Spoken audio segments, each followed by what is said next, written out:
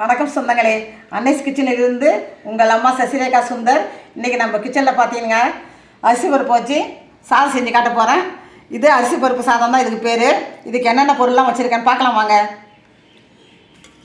அரிசி பார்த்தீங்கன்னா 450 கிராம் எடுத்து 150 கிராம் இதில் துவரம் பருப்பு கலந்து வச்சுருக்கேன். 3ல் ஒரு பங்கு துவரம் பருப்பு கலந்தாலே நம்ம போதும். இது சாப்பாட்டு அரிசி தான். இது பார்த்தீங்கன்னா புழுங்கல் அரிசி தான். இது ஒரு 15 நிமிஷத்துக்கு முன்னாடி ஊற வச்சு வச்சுருக்கேன் நான். இது கூட பார்த்தீங்கன்னாக்கா பெரிய வெங்காயம் 1 கட் பண்ணி வச்சுருக்கேன், 2 தக்காளி பழம் கட் பண்ணி வச்சுருக்கேன், கருவேப்பிலை 4 பச்சை மிளகா, ஒரு 10 பூண்டு பல் உரிச்சு வச்சுருக்கேன். தாளிக்கிறதுக்கு பார்த்தீங்கன்னா கடுகு உளுத்தம் பருப்பு, கொஞ்சமாக வெந்தயம், கொஞ்சமாக ஜீரகம், காஞ்ச மிளகா, பெருங்காயத்தூள், மஞ்சத்தூள், உப்பு, இது பார்த்திங்கன்னா சமையல் மிளகாய்த்தூள். கடைசியாக நம்ம இறக்கும் போது ஓப்பன் பண்ணி பார்த்திங்கன்னா இந்த தேங்காய் தூள்வலையும் கொத்தமல்லி தழையும் போட்டு இறக்கணும். மொத்த பொருளாக இவ்வளோ தான். எப்படி செய்யுதுன்னு பார்க்கலாம் வாங்க. அடுப்பை தச்சாச்சு. அது மேலே நம்ம குக்கரையும் வச்சுட்டோம். குக்கர் நல்லா காஞ்சிட்டு அது மேலே பார்த்தீங்கன்னாக்கா 4 டீஸ்பூன் அளவுக்கு நம்ம எண்ணெய் ஊற்றி கொடுத்தோம்.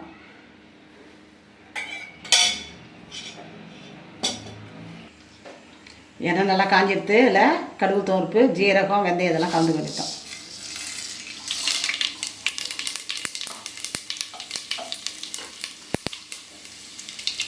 அது பொரியும் போது நம்ம காஞ்ச மிளகாய் சேர்த்துக்கணும்.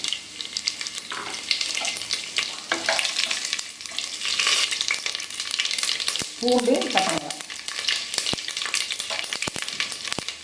கொஞ்சமாக கருவேப்பிலை,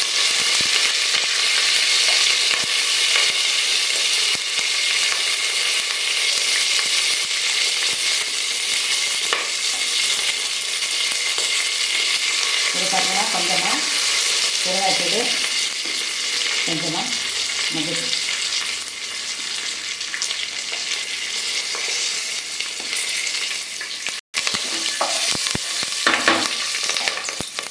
வெங்காயத்தை ஆட் பண்ணிக்கலாம்.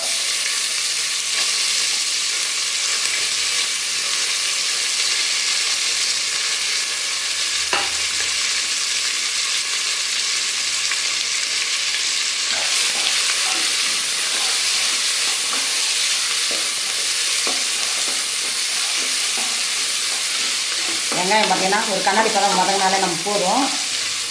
அது ஒன்றும் ப்ரௌன் கலர் அளவுக்கு வதங்கணும்னு அவசியம் இல்லை. ஏன்னா அரிசி பருப்பு நல்லா வேகும் போது அதுவும் சேர்ந்து வெந்துடும். வெங்காயமும் அது கூட நல்லா வெந்துடும்.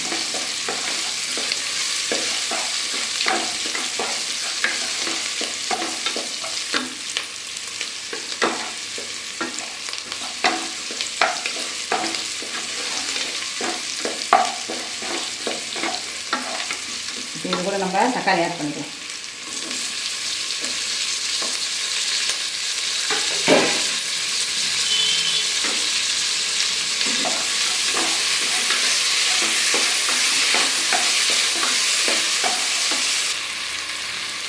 இப்போ பார்த்தீங்கன்னா அரிசி பருப்பு வேகிற அளவுக்கு நம்ம தண்ணி சேர்த்துக்கோம். 450 கிராம் நம்ம அரிசி போட்டுக்கோம்.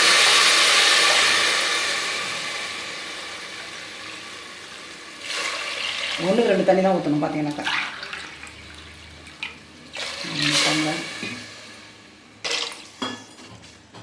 அரிசி பருப்பும் சேர்த்து பார்த்தீங்கன்னாக்கா 600 மில்லி லிட்டரா, அதுக்கு பார்த்தீங்கன்னா 1க்கு 2 நம்ம தண்ணி ஊற்றணும். இதே வந்து நம்ம புழுங்கல் சேர்ந்தாலும் 1க்கு 2 தண்ணி ஊற்றலாம். பச்சரிசியில் செஞ்சிங்கன்னாக்கா 1க்கு 1 தண்ணி ஊற்றினாலே போதும். இப்போ இதுக்கு தேவையான அளவுக்கு உப்பு போட்டுடலாம். சாதத்துக்கு தேவையான அளவுக்கு உப்பு,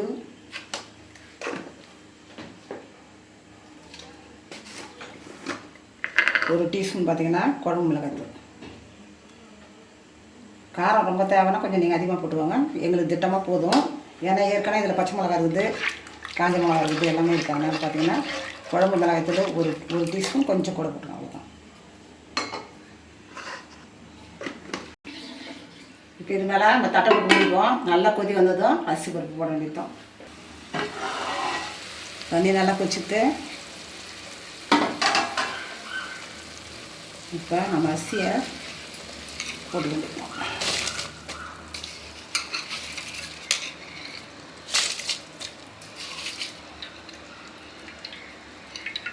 அரிசி பருப்பு பார்த்தீங்கன்னாக்கா தண்ணி இல்லாத நல்லா வடிகட்டி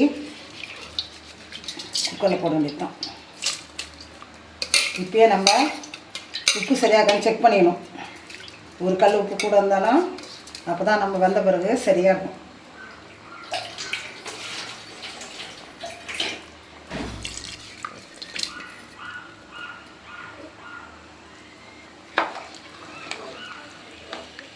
ஹை ஃப்ளேமில் வச்சு பார்த்தீங்கன்னாக்கா ஒரு விசில் கொடுத்து அப்புறம் லோ ஃப்ளேமில் வச்சு ஒரு 10 நிமிஷம் கழிச்சு நம்ம கேஸ் ஆஃப் பண்ணிடலாம்.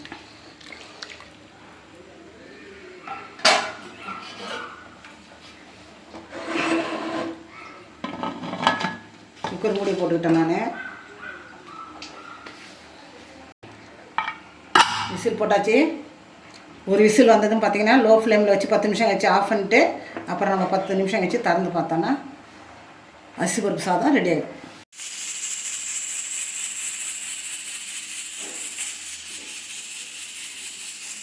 ஒரு விசில் அடிச்சுட்டு 10 நிமிஷம் ஆச்சு. இப்போ நம்ம கேஸ் ஆஃப் பண்ணுறோம். 10 நிமிஷம் ஆச்சு, நம்ம திறந்து பார்க்கலாம். கேஸ் ஆஃப் பண்ணி 10 நிமிஷம் ஆச்சு. இப்போ நம்ம விசில் எடுத்துகிட்டு மூடியை திறந்து பார்த்தோம்.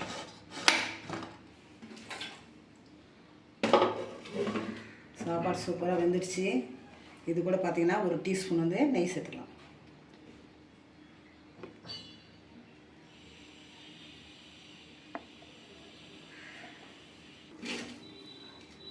ஒரு 2 டேபிள் ஸ்பூன் அளவுக்கு தேங்காய் துருவல் சேர்த்துப்போம். இது பார்த்தீங்கன்னாக்கா நீங்கள் ஆஃபீஸ்க்கு, ஸ்கூல், காலேஜ் அந்த மாதிரிலாம் எடுத்துன்னு போகும்போது இந்த லஞ்ச் பாக்ஸ் ரெசிபி பார்த்தீங்கன்னாக்கா தேங்காய் துருவெல்லாம் போடக்கூடாது. அதில் போட்டால் சீக்கிரம் கெட்டுக்கூடாது. அதே சமயம் நீங்கள் புழுங்கலரிசியில் செய்யாமல் பச்சரிசியில் செய்யும்போது தான் டேஸ்ட்டும் சூப்பராக இருக்கும். அதே சமயம் நீங்கள் வந்து சின்ன வெங்காயம் சேர்த்துக்கலாம். எங்கள்கிட்ட பெரிய வெங்காயம் அதை போட்டு நான் செஞ்சுருக்கேன் இன்றைக்கி. சின்ன வெங்காயம் வீட்டில் இருந்தேன்னா அதை சேர்த்து நீங்கள் செய்யும்போது சுவை வந்து ரொம்ப கூடுதலாக இருக்கும். பார்த்தீங்கன்னா ஒரு கலர் அட்டகாசமான அரிசி பருப்பு சாதம் ரெடி ஆயிடுச்சு. இதுக்கு பார்த்தீங்கன்னா எந்த தொட்டுக்குமே தேவையில்லை. இருந்தாலும் ஒரு ஊறுகாயோ ஒரு அப்பளமோ வச்சு சாப்பிடும்போது நம்ம நிறைய சாப்பிடுவோம். எப்பயும் சாப்பிட்றத விட ஒரு புடி பார்த்திங்கன்னா கூட சாப்பிடுவோம். நம்ம சூப்பராக வந்துச்சு சாப்பாடு. இப்போ நான் வேறு ஒரு பிளேட்டுக்கு மாற்றி உங்களுக்கு காட்டுறேன்.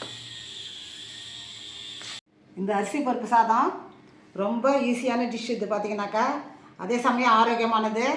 நீங்களும் வந்து அடிக்கடி செஞ்சு பாருங்கள். இதை வீட்டில் இருக்க குழந்தைங்களாகட்டும் பெரியவங்களாகட்டும் எல்லாருமே விரும்பி சாப்பிடுவாங்க. உங்களை வந்து அடிக்கடி செஞ்சு கொடுக்க சொல்லி கேட்பாங்க.